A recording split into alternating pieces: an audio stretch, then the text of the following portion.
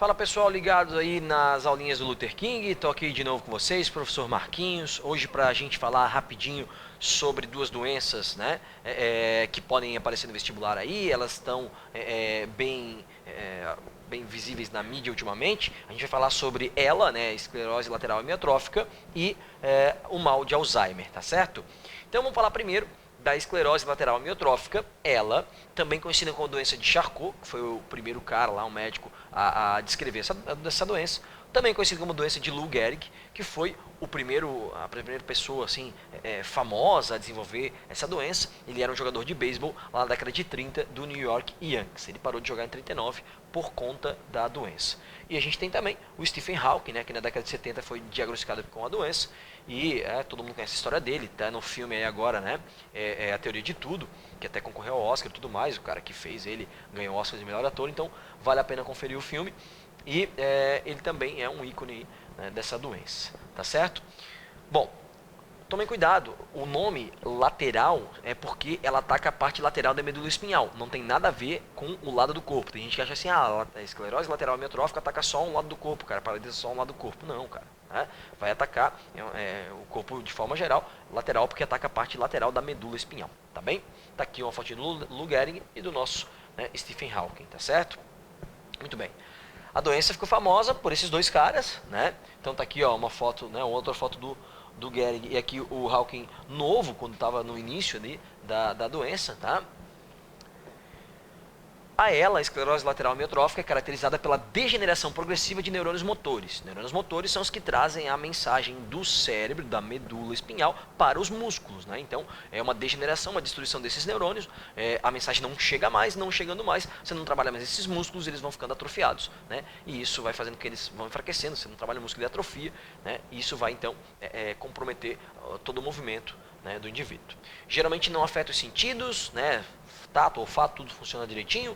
As funções cognitivas, memória, aprendizado, raciocínio, tudo continua perfeito, geralmente. As questões viscerais, órgãos internos e tudo mais. E as questões sexuais, né, as funções sexuais também geralmente não são afetadas. Esses neurônios trabalham muito mais com a parte que a gente tem comando voluntário do que com essas partes involuntárias, né? Então, geralmente não são comprometidas. É mais comum em homens do que em mulheres e não se sabe a causa exata ainda, né? Tem vários, provavelmente é uma doença multifatorial, vários fatores influenciam, mas não sabe a causa exata, né, o que leva a pessoa a desenvolver essa doença. A forma mais grave da doença apresenta a paralisia bulbar progressiva, que paralisa a língua e glote. O cara tem dificuldade, ele não para de falar, não consegue mais falar e tem dificuldade para engolir, né? Então perde peso e tal, muito rapidamente. E a droga Riluzol é a única que se mostrou eficiente para o tratamento de ela, né? Só que, na verdade, ela diminui a progressão dos sintomas, mas ela não cura a doença. Essa doença não tem cura. A gente tem aqui o Washington, né, jogador do Fluminense e da seleção brasileira na década de 70, que morreu no ano passado, 2014, em decorrência da esclerose lateral amiotrófica, tá certo? Mal de Alzheimer, doença degenerativa caracterizada pela morte de células cerebrais, né, células do cérebro que vão morrendo. Ocorre a diminuição da quantidade de neurotransmissores. Neurotransmissores são substâncias que o próprio neurônio produz e que fica na sinapse nervosa, o espaço entre dois neurônios, e esses neurotransmissores eles fazem a passagem, a continuidade do impulso nervoso. Um neurotransmissor importante chama-se acetilcolina, ele está relacionado à questão de cognição, de aprendizado, de memorização, e é um dos neurotransmissores que mais é comprometido, né, a produção dele, com a questão do mal de Alzheimer, com o desenvolvimento dessa doença. A causa exata do mal de Alzheimer também não é conhecida ainda, tem um fator hereditário forte aí, mas, né, a questão genética é forte, mas ainda não se sabe a causa exata, tá bom? Fatores de risco para desenvolver o mal de Alzheimer, né, aqui você tem uma fotinho de um cérebro normal e um cérebro com Alzheimer, os neurônios vão sendo destruídos mesmo, a degeneração dos neurônios, vai perdendo massa encefálica, né? A idade, então é mais comum em pessoas mais idosas. Histórico familiar, né? Quem tem história de Alzheimer na família tem uma propensão maior a desenvolver.